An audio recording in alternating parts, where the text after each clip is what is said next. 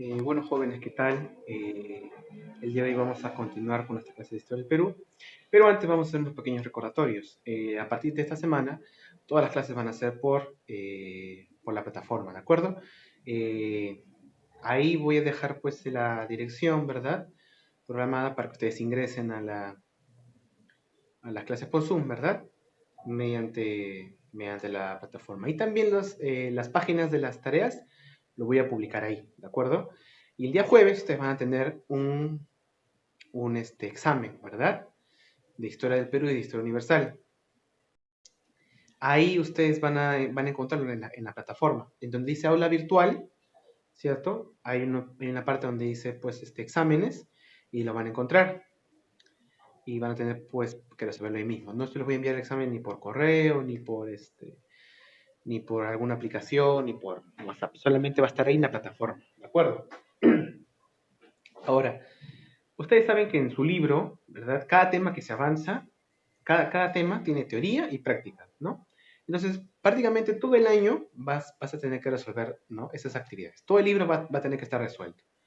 En caso de que no tengas libro, ya sabes que yo ya me comunico con esos chicos y vas a tener que hacer un trabajo, pues, similar, ¿de acuerdo? Ahora, si tienen alguna duda sobre la plataforma, sobre las tareas o cualquier tema, escríbeme por favor al WhatsApp. Ahora, hay algunos chicos que me han estado escribiendo sobre las preguntas, ¿verdad? Cómo resolver algunas preguntas, y eso está muy bien, ¿verdad? Yo quiero que tú te comuniques conmigo para ayudarte, para resolver el libro, ¿no? Eh, su- yo tengo que ayudarte también a resolver el libro y ustedes también tienen que preguntarme, ¿cierto? Y bueno, me saben cualquier pregunta, me lo hacen llegar al Messenger o a la misma plataforma, también tiene su chat. Bueno, jóvenes, vamos a comenzar con otra parte de la historia del Perú. Hemos hecho prácticamente resúmenes, ¿verdad?, de la historia del Perú. Como les he explicado, la historia del Perú es muy extensa, ¿no? Al ser una de las cunas de la civilización mundial, es una historia extensísima, ¿verdad? Hablar de historia del Perú es como hablar de historia de China, como la historia de la India, como la historia hasta de toda Europa, ¿verdad? Es muy extensa. Así que se ha tratado de resumir prácticamente historias de siglos en pequeñas menciones, ¿verdad? Y lo resumimos en esquemas o en aportes más importantes, ¿no? Que es lo que realmente es la esencia de cada cultura. Hablamos pues de la historia del Perú antiguo, ¿no? Que es desde Caral hasta la cultura incaica, ¿verdad? De los horizontes y los intermedios, ¿verdad? Que los horizontes eran pues periodos de tiempo extensos con culturas dominantes, ¿no? Síntesis. Y las intermedias eran culturas locales. Y eso se acaba hasta el día de hoy. Vimos todo lo que es el Perú antiguo, ¿verdad? Que son, ¿cuántos años? ¿Casi 3.000 años? No. Claro, son 2.500 años, no, 4.500 años de historia antigua del Perú, ¿no? La mayor parte de la historia del Perú es antes de los incas, ¿verdad? Desde el inicio de las primeras asentamientos hasta los incas, es una historia gigante de siglos, ¿no? De distintas culturas. Ahora, las culturas que yo te he mencionado no son todas. Hay culturas que tú de repente nunca has escuchado en tu vida ni nunca vas a escuchar en tu vida, como la cultura pucará, la cultura, los collis, los no, hipócras, tantas culturas que han habido en el Perú, pero no se puede mencionar a todas, ¿no? Solamente las más importantes. Todo eso termina aquí. Habíamos llegado hasta los incas, ¿no? Nos habíamos detenido en esta cultura que es la más importante, ¿verdad? Y la más estudiada, ¿verdad? Donde hay más evidencia, ¿no? Porque cuando llegaron los europeos aquí a América, en México estaban la cultura pues floreciendo el imperio azteca y aquí el imperio inca, ¿cierto? Aunque como ustedes saben, así no era conocido pues por su mismo nombre, ¿verdad? Esos son nombres europeos, ¿no? Porque los mexicanos se hacían llamar a su capital Tenochtitlan, ¿no? Y a todo su imperio también. Y aquí en el Perú éramos conocidos como el Tahuantinsuyo, ¿no? Ya luego los españoles le pusieron México y Perú, ¿no? Pero eso no tiene que ver mucho con la historia nuestra. Pero ya lo vamos a explicar. Estábamos bien en los incas, no en el Tahuantinsuyo. Vimos cómo funcionó la sociedad, ¿no? Andina antigua, del Tahuantinsuyo, y acá hay un tema muy importante que nos va a servir mucho para entender este tema. Los incas no eran un solo pueblo. Como les he dicho, los incas eran un pueblo aproximadamente de 300.000 personas, del Cusco, ¿no? Los cusqueños. Ellos sometieron a distintos pueblos de los Andes, ¿no? Desde Colombia hasta Argentina, ¿cierto? A todos esos pueblos ellos los sometieron, ¿no? Ellos los conquistaron y los asimilaron. Ahora, hay todo un debate, en realidad, en lo que es la historia antigua del Perú, por el cual, según el problema, es que no se puede llamar imperio al Tahuantinsuyo. ¿Por qué? Primero porque los antiguos peruanos no conocíamos el término imperio, ¿no? Es un término exportado de Europa, ¿no? No conocíamos el término imperio. Pero el Tahuantinsuyo funcionaba como un imperio, ¿no? ¿Qué cosa es un imperio? Es un estado que ejerce presión, ejerce poder sobre otros estados, ¿no? El imperio español ejercía poder sobre otros estados, ¿no? El imperio británico igual. Cada imperio siempre ejerce poder sobre otros países, ¿verdad? ¿El Perú es un imperio? No. ¿El Perú actual es un imperio? No. Si el Perú actual fuera un imperio, tendría colonias o ejercería poder directo sobre los demás países, ¿no? Si el Perú hoy día tuviera poder sobre Ecuador, sobre Colombia, sobre Chile, sobre Argentina, y la capital estaría aquí en Lima, ¿no? Y desde Lima se dirigiría los destinos de esos lugares, sí sería un imperio, ¿no? Si ejerciera poder sobre otros estados. Pero el Perú solamente ejerce poder sobre, ¿no? Sobre su territorio, ¿verdad? El Perú no tiene nada que ver con la política de Ecuador ni de Colombia, ¿verdad? Entonces Perú no es un imperio, ¿de acuerdo? Es muy distinto un imperio, ojo, a un estado federal. Un estado federal, ¿qué cosa es? Por ejemplo, México, Estados Unidos, ¿no? Eh, los países que se dividen por estados, ¿no? Venezuela también se divide por estados, Alemania. Esos países son estados federales, ¿no? Brasil también. Son países que están conformados por estados, ¿no? En Estados Unidos es el ejemplo más claro, ¿no? Cada estado funciona como si fuera pues un país, ¿no? Tiene sus propias leyes, su propio gobernador, ¿verdad? Un delito en un estado es una pena distinta en cada estado, ¿verdad? En cada estado de Estados Unidos hay pena de muerte, en otros estados no, hay legalización de ciertas sustancias, en otros estados no, y así. Bueno, estos estados federales, ¿no? Que tienen como centro un distrito federal, ¿no? En Estados Unidos es Washington, en México es la Ciudad de México, ¿no? En Berlín, Berlín es el de Alemania, Brasilia es de Brasil, ¿no? Son estados federales, ¿no? Que la unión de esos estados hacen el país, ¿no?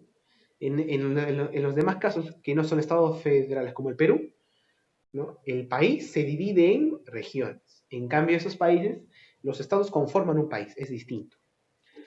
¿Qué cosa era el Tahuantinsuyo entonces? ¿Un estado federal o un imperio? Aún no se sabe, aún se sigue debatiendo hasta el día de hoy.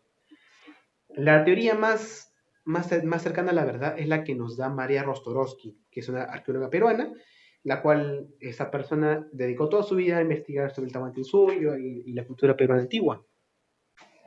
Y ella nos dice de que el Tahuantinsuyo fue como una confederación, ¿no?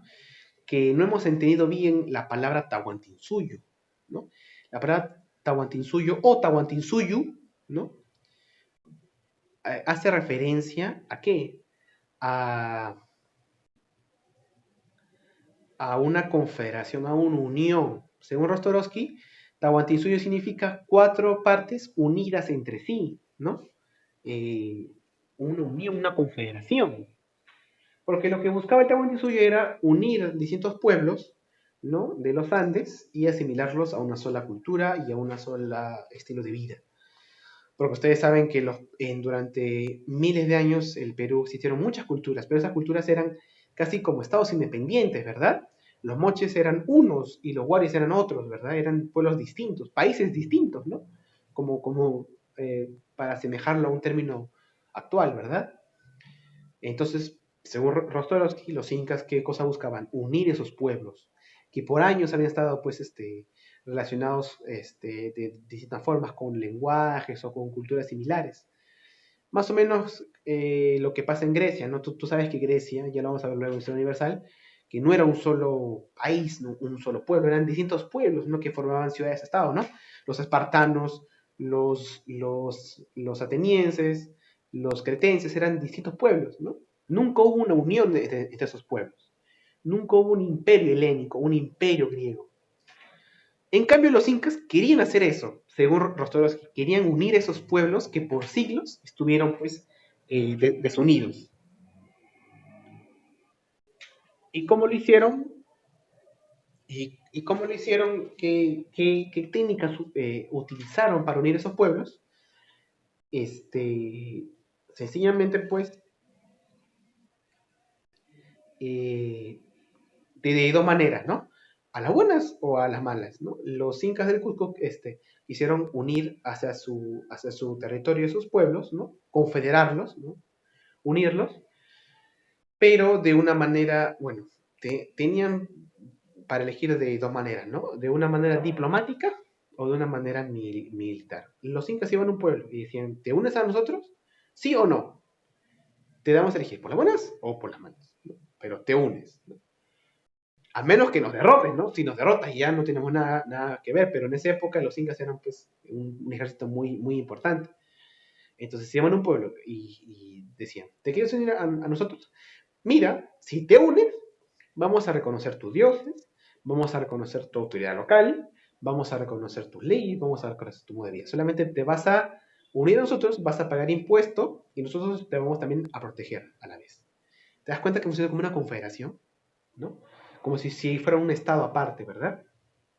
Entonces muchas veces los pueblos se unían a la, a la, al Cusco, ¿no? A los incas. Y los pueblos que no querían unirse, no, que no queríamos nada que ver con los incas, simplemente conquistaban pues ya militarmente. Por eso que rápidamente los incas se expandieron, porque no solamente tenían guerras, sino que también se unían diplomáticamente, ¿no? Se unían al Tahuantinsuyo. Entonces, hablar del Tahuantinsuyo es hablar de muchos pueblos, no es hablar de un solo pueblo, ¿no? Es como la Unión Soviética. La Unión Soviética no fue un solo pueblo. En la Unión Soviética estaban los kurdos, los bielorrusos, los ucranianos, los letones, los lituanos, los de Kazajistán, los de Uzbekistán y tantos pueblos. Era la Unión Soviética, ¿cierto? Eran muchos pueblos. Igual era el Tahuantinsuyo. El Tahuantinsuyo era gobernado por los incas, que era una etnia, ¿no? Una etnia del Cusco. Esa etnia era la que dirigía a las demás etnias, a los demás pueblos. Hasta ahí, correcto. Ese es el dato que yo te quería dar.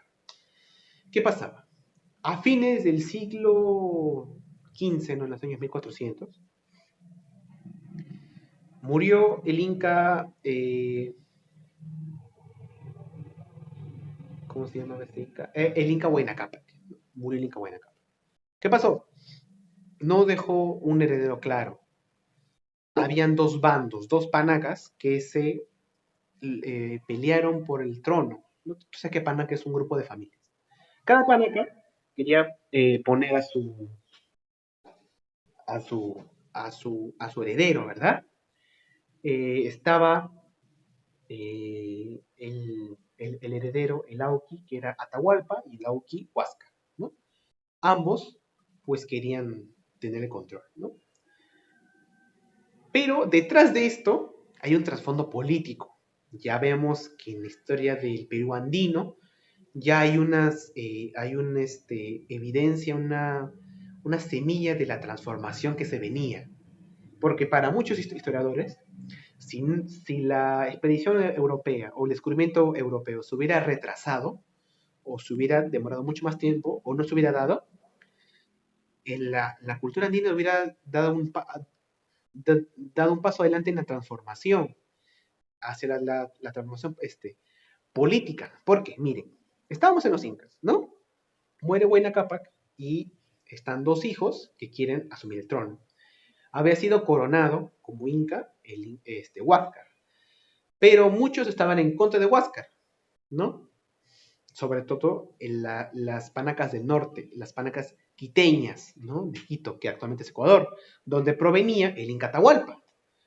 ¿Por qué? Porque ahí también se ve un trasfondo político. Miren, Huáscar representaba a una nueva corriente de pensamiento, a una nueva forma de ver la política. Y Atahualpa representaba a la forma de ver la política tradicional. Miren, Huáscar tenía, bueno, nos ha legado una famosa frase que muchas personas las han interpretado de una manera distinta. Huáscar quedó como gobernante, pero Huáscar tenía una forma de pensamiento, una forma política de pensamiento que no se había visto nunca antes en la historia del Perú en los miles de años. ¿Cómo pensaba Huáscar? Huáscar tenía una frase. Huáscar decía, estoy cansado, estoy harto de que el mundo sea gobernado por los muertos. ¿Y a qué se refería esta crítica que hacía Huáscar, verdad? Chicos, cuando quieran comunicarse o hacer una pregunta, activen el micrófono, ¿sí? Si no, lo tienen desconectado. Cuando tienen alguna pregunta, me la hacen llegar por el micrófono, ¿de acuerdo? Entonces, entonces, este, Huáscar había quedado como el gobernante, pero Huáscar tiene una forma de pensar muy distinta, ¿no? Él decía, estoy cansado de que el mundo sea gobernado por los muertos. ¿Y a qué se refería él con esto? Él criticaba a la política del Tahuantinsuyo. Era un crítico de la política ya en el siglo pues XV, ¿no? Él decía esto porque, como ustedes saben, las panacas eran los grupos de las familias que se encargaban de cuidar a las momias de los incas muertos, ¿verdad? Si tu papá era Pachacútec, ¿no? O un inca que vino después, ¿no? Tu Payupanqui. Cuando tu papá o tu tío, que tú pertenecías a la familia de ese inca, se moría, toda tu familia se convertía en una panaca, ¿no? Ya era una panaca, pero ahora se convertía en una panaca, pues, de más alto rango. ¿Por qué? Porque tu familia, tu panaca, estaba encargada de cuidar de esa momia. Entonces, las momias de todos los incas muertos estaban en los templos, pues, del Cusco. Y esas familias les rendían culto y adoración a esos incas muertos, ¿verdad? Que eran como semidioses, personas divinas, ¿de acuerdo? Esas personas tenían el poder prácticamente absoluto en el imperio incaico. Era la aristocracia, ¿cierto? Ellos tenían riquezas, ellos también dirigían en una asamblea, ¿no? Con el Inca, ¿no? El Inca vivo, ¿no? El que gobernaba. Entonces Huáscar era muy crítico de esto. Él no le encontraba el sentido en el cual las panacas estaban ahí simplemente absorbiendo el poder solamente por tener el derecho de la familia. Lo que quería hacer Huáscar era algo revolucionario para toda la historia de los Andes peruanos. Y se le ocurrió a él, ¿no? Seguido por otros pensamientos políticos. Él quería separar la política de la religión. Estamos hablando de un inca del siglo XV, Huáscar, ¿no? Tenía ya ese pensamiento que se va a dar pues siglos después en Europa. Él quería separar eso, porque en el Tahuantinsuyo, ¿no? En la religión y la política era prácticamente lo mismo, ¿verdad? El Inca tenía el poder político y el poder religioso. La política estaba muy ligada a la religión incaica. La política estaba muy ligada a la religión incaica, ¿de acuerdo? Entonces no se podía separar de otra manera porque estaba muy bien implantado en las mentes de los tahuantinsuyanos, ¿no? ¿Quién te gobierna? El Inca. ¿Y por qué te gobierna? Porque él es el hijo del sol. Y yo creo en esa religión, por eso que él es mi líder espiritual y mi líder político. ¿De acuerdo? Funcionaba como una teocracia, ¿verdad? Habían sacerdotes, ¿no? Del sol, sacerdotes de Huiracocha, sacerdotes del pueblo, pero el que tenía el poder religioso máximo era el Inca, ¿no? O Zapa Inca, ¿no? Que también se le conocía al gobernante máximo, ¿verdad? Pero Huáscar no pensaba así. Decía, ¿por qué esta aristocracia que son las panacas tienen todo el derecho, tienen tierras, tienen riqueza, tienen prácticamente todo el poder del Estado en sus manos? ¿Por qué? Solamente por ser familia, y eso lo quiso separar. Quiso separar la religión de la política. Quiso convertir a Tahuantinsuyo en un estado distinto todos los estados que vinieron pues antes de él. Y entonces él traía esas nuevas formas de la política. Él quería separar a las panacas y terminar con el culto a las momias de los ex incas y quería implantar un nuevo sistema político en Tahuantinsuyo, ya basado pues en el poder político y en el poder pues del, del Inca. Él no quería reconocer el poder de las panacas. Se dan cuenta que Huáscar era un crítico de la política y veía un mundo pues más adelantado a su época, ¿no? Y Huáscar pues esto lo decía antes de que tuviera contacto con los españoles, ¿no? Que en esa época de repente ni siquiera estaban por el Perú, estaban por Panamá, estaban descubriendo nuevas islas, pero aún no tenían contacto con los españoles, ¿no? Los incas. Ese era Huáscar, tenía ese modo de pensamiento. Pero Atahualpa, que venía del norte, tenía el pensamiento totalmente contrario. Él decía, no, hemos estado por años con esta forma de política y de tradición y no vamos a permitir que nos quiten esta nueva forma de gobierno. Así que las panacas, todas las panacas, la aristocracia apoyaba a Atahualpa y querían derrocar a Huáscar. Huáscar en realidad fue el último inca que fue coronado oficialmente como inca, porque Atahualpa ya prácticamente lo logró después de una guerra, ¿verdad? O mientras seguía en la guerra, por eso que el último inca coronado fue Huáscar y no Atahualpa. En este contexto se formaron dos bandos, ¿no? El imperio entró en una guerra civil. Huáscar contra Atahualpa, los huascaristas contra los atahualpistas. Los conservadores eran los atahualpistas y los liberales, los libertarios, los que veían el mundo, pues, los que querían un gran cambio en el Tahuantinsuyo, eran los que apoyaban a Huáscar. Los que no querían el poder religioso, sino separar el poder político del poder religioso, algo revolucionario para la época, para el mundo en general, ¿no? No solo para el Tahuantinsuyo. Aunque para los antiguos peruanos, pues el mundo era los Andes, ¿no? No conocían más allá de los Andes, ¿no? Habían tenido viajes hacia islas de la Polinesia, se presume, pero el mundo para ellos conocido era pues América, ¿no? Si habían otros pueblos por allá eran pueblos desconocidos, ¿no? Pero su mundo era el mundo andino, ¿no? La Pacha, ¿no? La Pachamama. De acuerdo. En ese contexto aparecieron los europeos. Estos europeos habían tenido muchas campañas, ¿no? de descubrimiento hacia América. Tú sabes que Cristóbal Colón fue este personaje que tuvo viajes hacia América, pero Cristóbal Colón, como tú sabes, ¿no? Descubre América con el apoyo de la corona española. Pero Colón, hasta el día de su muerte, ¿no? Él se murió creyendo que había llegado a la India. Cuando estaba bordeando las islas de las Antillas en el Caribe, él creyó que estaba en el sur del Imperio Chino. Cuando llegó a las islas de Guananí, a las islas de la Española, creyó que estaba en territorio hindú. Cuando llegó a Venezuela, creyó que estaba en Indonesia. ¿Por qué? Porque según su ruta que él había marcado, estaba en el sur de Asia. Y por el clima y por la zona donde estaba, por el calor, por la selva y por la gente de piel morena y de un idioma extraño, él creyó que estaba en el sur de Asia, en la India. Por eso que él se muere, él fallece. A los 2 años nomás de sus expediciones, él fallece creyendo que está en la India. Por eso que el continente americano se llama América y no Colombia. Porque Colón no le da el nombre al continente. No se da cuenta de que es un nuevo continente. Él cree que es eh, América. Digo, él cree que es Asia, él cree que es la India.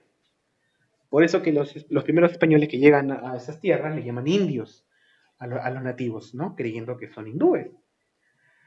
Y ahora, ¿por qué continente se llama América? Porque otro navegante italiano, Americo Vespucci, ¿no? O Vespucio, es el que difunde la idea en Europa de que eso que ha descubierto Colón no es nuevo territorio asiático, sino es un nuevo continente.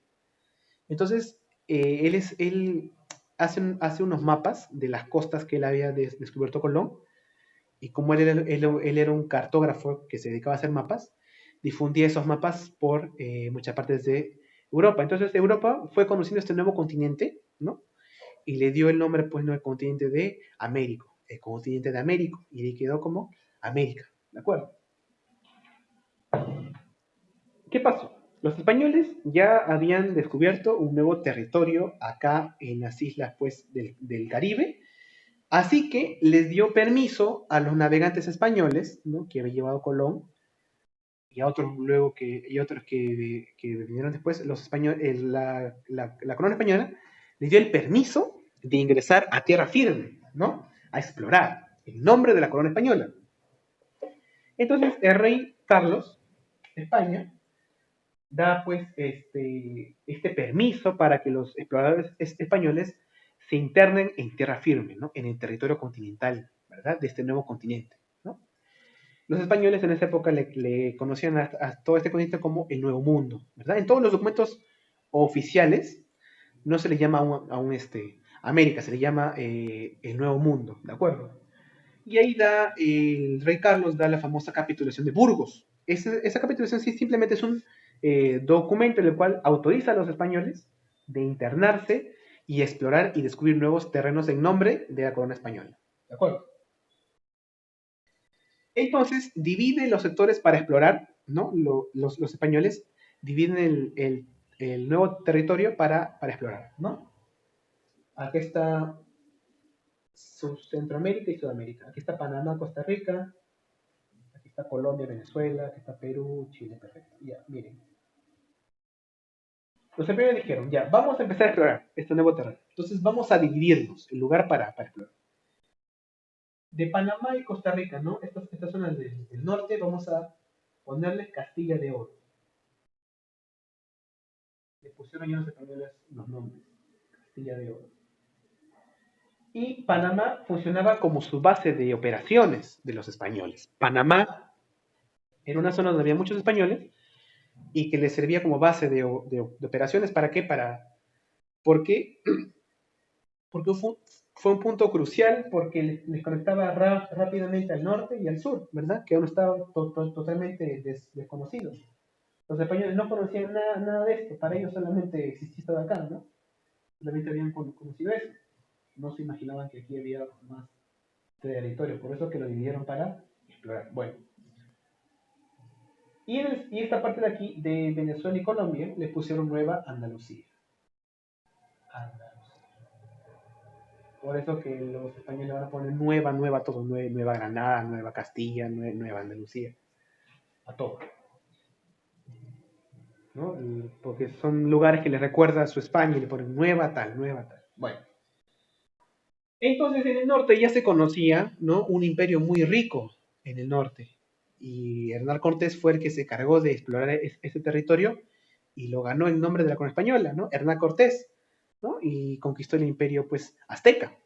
Un imperio muy rico, eh, muy numeroso y muy importante, muy valioso para los exploradores españoles. Así que varios españoles llegaron hasta este punto de Panamá para descubrir nuevas zonas para descubrir y para hacerse de fortuna. Eso es lo que querían los españoles cuando llegaron acá a América. Querían fortuna, querían riqueza. Así que muchos llegaron hasta Panamá para hacer nuevas empresas para explorar. ¿De acuerdo? Así que esta zona de Nueva Andalucía se encargó de conquistarla y de explorarla, ¿no? Un explorador llamado Alonso de Ojeda, que va a ser muy importante para la historia de Colombia y de Venezuela. Va a explorar esas zonas, ¿verdad? Buscando nuevas riquezas, nuevos reinos, así como el de México. Y en España ocurre algo, en Panamá ocurre algo. Esta es una leyenda, ¿de acuerdo?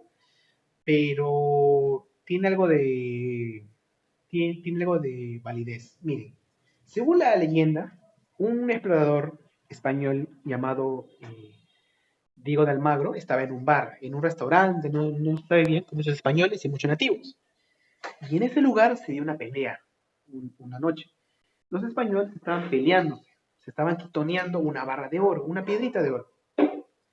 Y todos se acercaron a ver cómo se peleaban estas dos personas, ¿no? Algunos decían, sí, mátese, mátese. Otros se ponían a apostar una escena clásica de un bar antiguo, ¿no? Pero Diego de Almagro vio algo que le llamó la atención.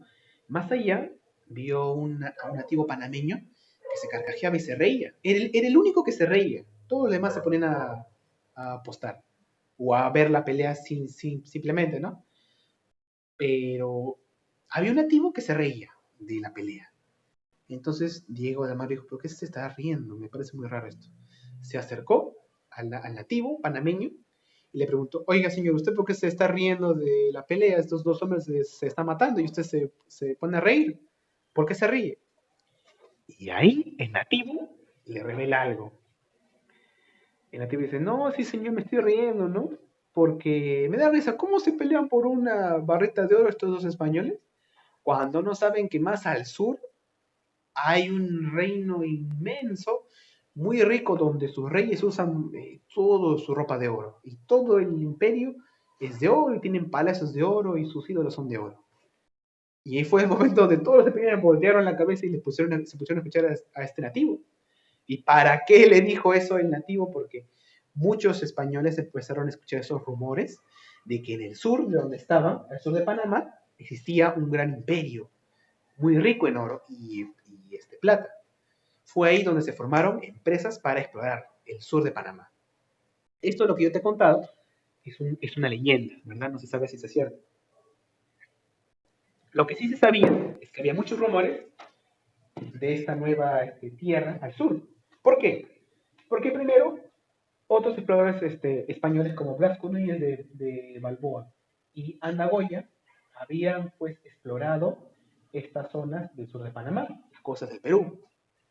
Balboa había descubierto una nueva ruta, ¿verdad? Había delineado la costa, ¿verdad? De Perú. Y Pascual de Andagoya fue importante porque él dejó crónicas. Él escribía sus viajes, ¿no? A forma de diario y nos empezaba a contar todo lo que él veía. Él lo describía y contaba las fechas y los viajes y los lugares. Andagoya llegó a una zona de la costa de aquí, al sur de Panamá, donde había un pueblo conocido como los Tumpis, ¿no? Y esa zona, pues, de ahí viene el nombre de ahora de Tumbes, ¿no? Al norte del Perú. Estas personas les dijeron que el territorio que estaba al sur de ellos la conocían como el Virú. El Virú. ¿Por qué? Porque según ellos, son nativos, al sur había un río llamado Río Virú. Entonces, Pascual de Andagoya recogió eso, todo lo que yo te estoy contando lo escribió Pascual de Andagoya en sus crónicas, ¿no? Y él descubrió de que toda esa tierra era conocida como Virú. Y los pobladores de ahí le contaron de que efectivamente ahí en el sur había un imperio muy rico, donde sus señores usan ropa de oro, ¿no? Muy rico, muy importante, muy poderoso. Ahora, los nativos peruanos no conocían, pues, o no tenían para ellos, no era la riqueza, no significaba oro y plata. Ojo, para ellos la riqueza significaba el poder, ¿no? La abundancia.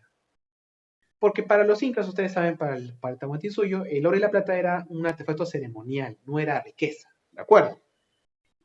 Ellos hacían ceremonias con eso. ¿Por qué? Porque para ellos, para su cultura, el oro representaba las lágrimas del sol y la plata las lágrimas de la luna, ¿de acuerdo? Entonces era algo ceremonial. Por eso que ellos se vestían con eso, porque era algo, pues, eh, valioso en lo ceremonial, más no en lo monetario. Para ellos, en lo económico, en lo monetario, era pues los tributos, ¿no? Los excedentes de las cosechas, las riquezas, el trabajo, ya lo hemos explicado. Pero los nativos comentaban, ¿no? Que al sur hay un imperio muy poderoso donde todos usan oro. Esos viajes, Andagoya los escribía.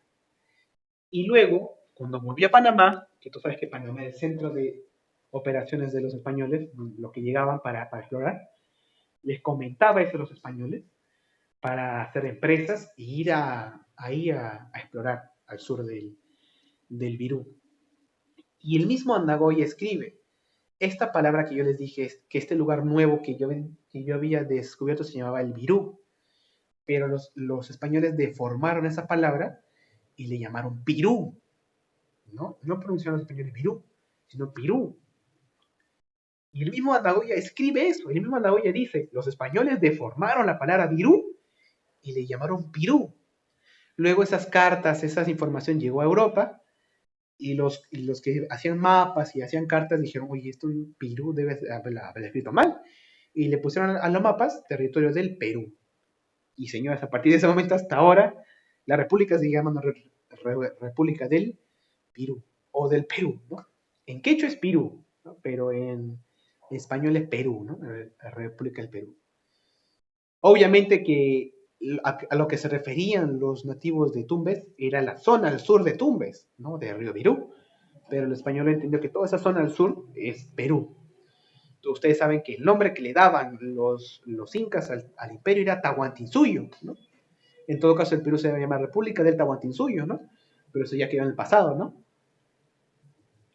Ahora se llama pues Perú, por la historia y por todo esto lo que ocurrió. Hay otra teoría también, ¿no? No es la única teoría que nos dice cómo nació el nombre de Perú. Hay otra leyenda, otra teoría que nos habla de que había un cacique es un líder de la familia, ¿no? Así como los curacas en el Tahuantinsuyo, en todos los demás pueblos eran caciques. Había un cacique en Colombia que se llamaba cacique Pirú, y ese cacique decía que era muy rico y que todo eso le pertenecía. Así que los españoles cuando llegaban a su pueblo, creían de que todo lo que estaba en su poder era el Perú, así que le llamaron a ese imperio el imperio del Perú, la tierra del Perú, ¿no? Así que a manera de leyenda, esa leyenda de que el Perú es un país rico, ¿no? Esa forma legendaria da el nombre a toda la zona, ¿verdad? Así que nuestro nombre del Perú proviene de esa leyenda, ¿no? De lugares ricos y mitológicos, ¿no? Hay términos en muchas lenguas donde se hablan de que la riqueza se asocia con el Perú, ¿no? En francés hay un dicho, ¿no? Que dice, no es Perú, ¿no? En francés, no es Perú. O sea, que no es algo valioso, no es Perú, ¿no? Eso no vale, ¿no? No es Perú, porque Perú viene de esa leyenda de la riqueza, ¿verdad? O vale un Perú, también se llama, hay un término en España, ¿no? Eso vale un Perú, porque vale, hay un montón de riqueza en eso. Así que en Panamá, Diego Almagro se juntó con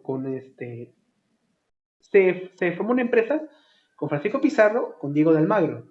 ¿Sí? ¿Para qué? Para explorar la zona del Pirú, ¿de acuerdo? Al sur de Panamá. Y entonces se aliaron los dos porque los dos tenían mucho conocimiento militar y de navegación, ¿no? El líder militar era Francisco Pizarro y el que administraba todo era Diego de Almagro.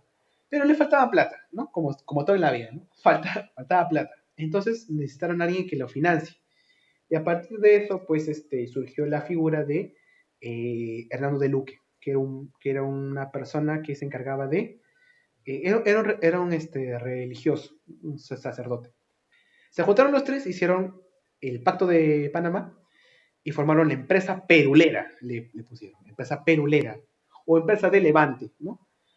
En la cual esa empresa se formó para explorar el Perú. Compraron un montón de cosas, barcos, marineros, provisiones, que vinieron desde España. Ahora, estas personas que vinieron de España para trabajar, ¿no? En la empresa en la empresa conquistadora, ¿no? Para conquistar el Perú no eran pues marineros experimentados, no eran personas que conocían pues la materia, eran simplemente personas que venían del bajo mundo en España, exconvictos, tránsfugas, gitanos, personas al llamaban herejes, personas que eran expulsadas o eran marginadas en España, vinieron aquí para encontrar riqueza y se fueron a la empresa de Pizarro para eso mismo, ¿no? Para generar, para buscar riqueza. Entonces, Pizarro tiene con su empresa, ¿no? Los famosos socios de la conquista, hicieron tres viajes. El primer viaje se llamó viaje de exploración, ¿no? Viaje de exploración. En ese viaje prácticamente fue un fracaso. ¿Por qué? Porque no consiguieron conquistar nada ni consiguieron descubrir nada, ¿no? Muchos de ellos incluso renunciaron, ¿no? ¿Por qué? Porque como hemos dicho, estas personas no eran personas pues experimentadas en el materia. Eran personas que en muchos casos habían sido expulsados de España y habían sido pues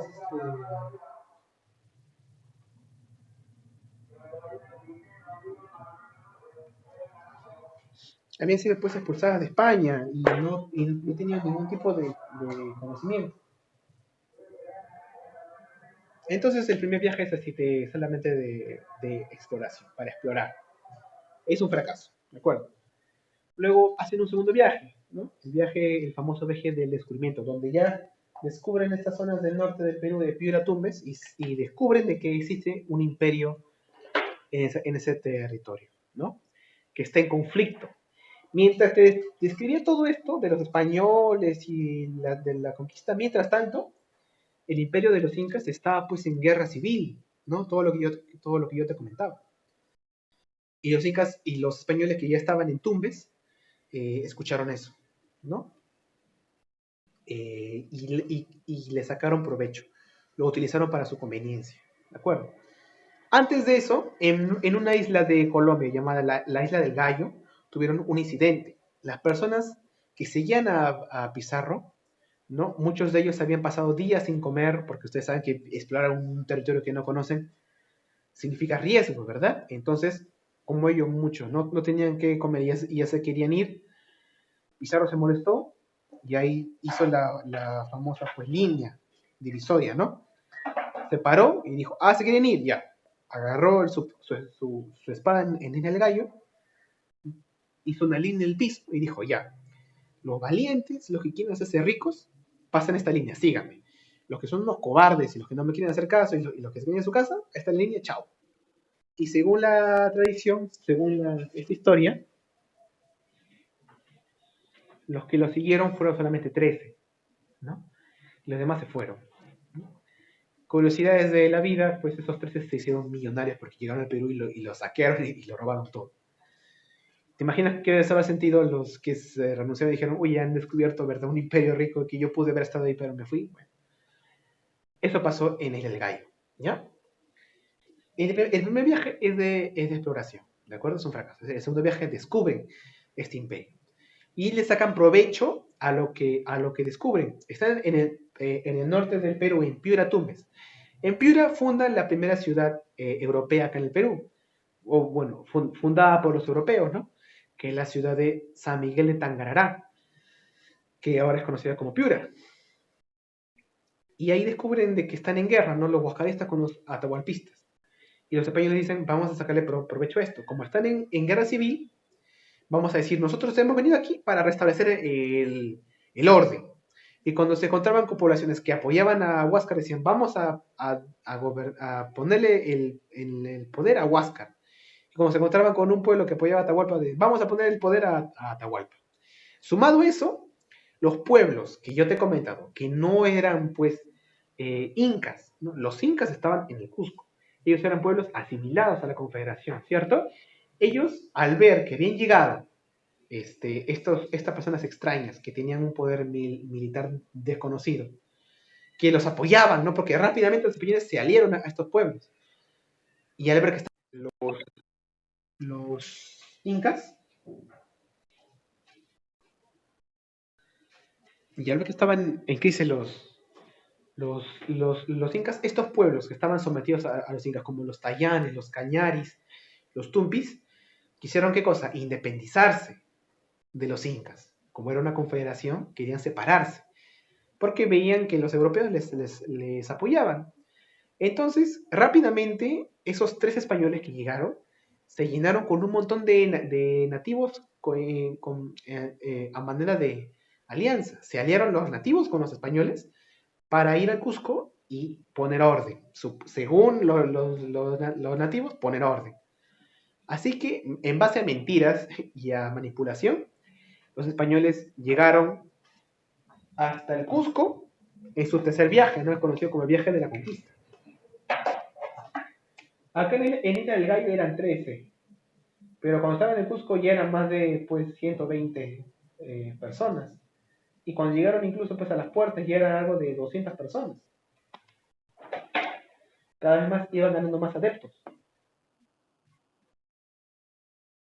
Pero antes de llegar a Cusco, tuvieron una, una parada en Cajamarca, que es una ciudad que está al norte del Perú, en la zona de los Andes. Los españoles rápidamente se movilizaron en el Tahuantinsuyo. ¿Por qué? Por dos motivos. Primero, porque Tahuantinsuyo estaba conectado por una amplia red de caminos, ¿verdad? Ya estaba todo, pues, construido, era un imperio desarrollado, ¿no? Para la época. Y segundo, porque los mismos pobladores, los nativos que los apoyaban a los españoles y que ya terminaron con el poder inca, les guiaban por los caminos para llegar al Cusco. Y los mismos nativos le dijeron, el inca ahora está en Cajamarca, está Atahualpa, vamos ahí para que tú te entrevistes con él. Así que los mismos Tayán, Cañeris, los guiaron a los españoles hasta Cajamarca y ahí se dio el encuentro entre Atahualpa y el Francisco Pizarro. Ahí se teje una serie de versiones, ¿no? Ahí cambiaría para siempre la historia del Perú y la historia universal en esa entrevista. ¿Por qué? Atahualpa había pues ya tenido mucha ventaja en la guerra civil contra Huáscar, pero eso no lo sabía Pizarro. Pizarro cuando llegó, mandó adelante al cura Valverde para que hablara en nombre de la iglesia, ¿no? Por ellos, ¿no? Tú sabes que la corona española, mediante la capitulación de Toledo, ya le había dado el poder a los españoles de conquistar todo ese terreno a nombre de la corona española. Entonces ellos se sentían ahí como dueños de todo lo que exploraban, ¿no? Entonces el cura Valverde se acercó hacia Atahualpa y le acercó la Biblia y le dijo, venimos en nombre de Dios y que queremos conversar contigo para que tú aceptes el nombre de la palabra de Dios. Y ahí se teje una serie de mitos también y de leyendas. Se cuenta de que Atahualpa tomó la Biblia y le traducieron de que esa es la palabra de Dios, escúchala. Entonces que Atahualpa hizo esto, se acercó y puso su oreja en el libro, como si fuera pues una radio o algo así, ¿no? Y al ver que ese artefacto no le decía nada, no era música, no le decía nada, según la leyenda, Atahualpa dijo, ¿qué es esto de acá extraño? Yo no conozco pues, Biblia, libro, yo conozco pues quipus, ¿no? Lo que yo conozco como lectura o como información. Esto de acá no me dice nada. Y según el mito, él lo botó al piso, la Biblia. Obviamente que los fanáticos religiosos que eran los españoles de aquella época les escandalizó y el cura Valverde dijo, vamos a atacarlo, vamos a tomarlo preso. Y ahí fue donde hubo una masacre. Los nativos aliados con los españoles masacraron a toda la comunidad de los cajamarquinos. Ahora, el Inca no estaba solo. El Inca venía con un gran séquito de guardias, de soldados, de mujeres que le limpiaban el pelo, que le acicalaban, de músicos. Era un séquito así como una procesión inmensa. Y Pizarro pues se vio asombrado de ver toda esa opulencia, ¿no? Se dio cuenta que él era el hombre, él era el Inca. Pero al ver de qué era arrojó la Biblia, según lo que se cuenta, ¿no? Eso fue un motivo, un pretexto para tomarlo preso.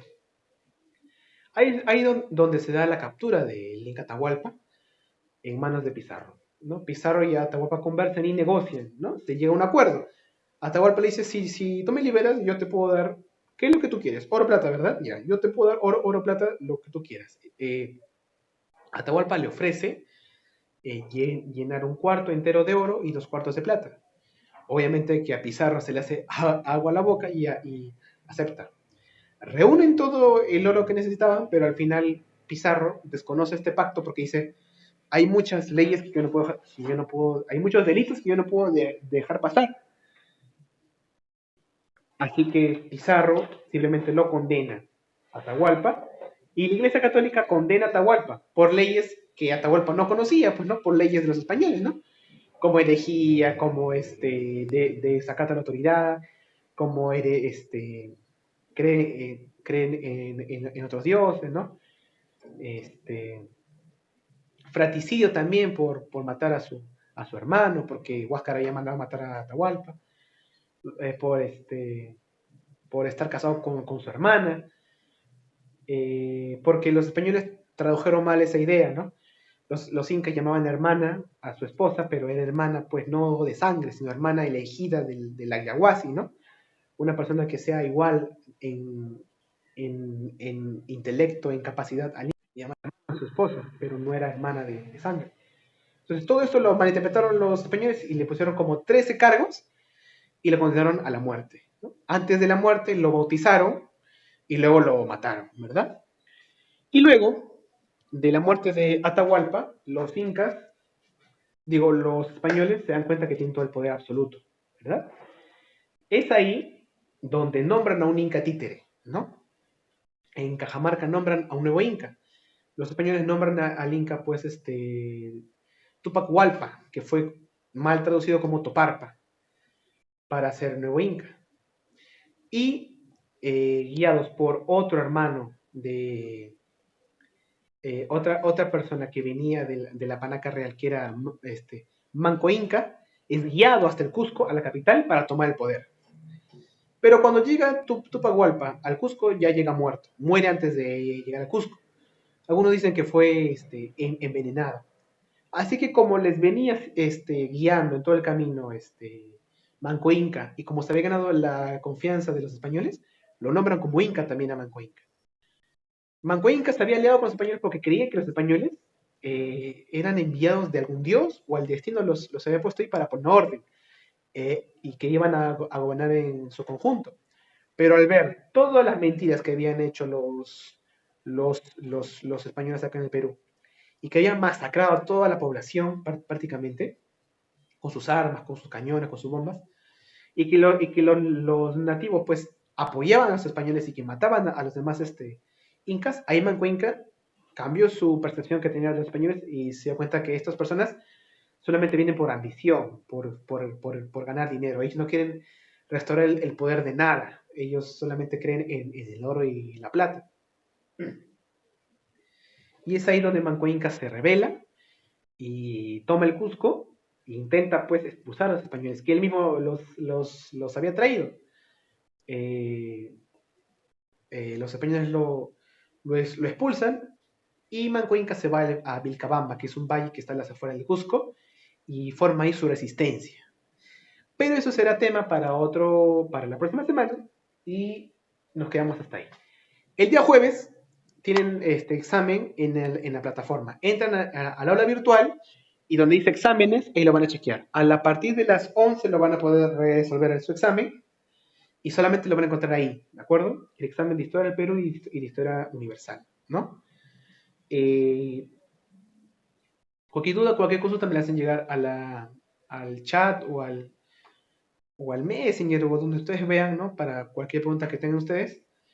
Y si va a haber tarea, ¿no? Como ustedes saben, el libro se tiene que avanzar y ya les voy a dejar las páginas ya en la plataforma. Ahí lo van a encontrar las páginas. ¿Y qué más? Nada más, cualquier consulta me la hacen llegar. Ya jóvenes, nos vemos la próxima semana.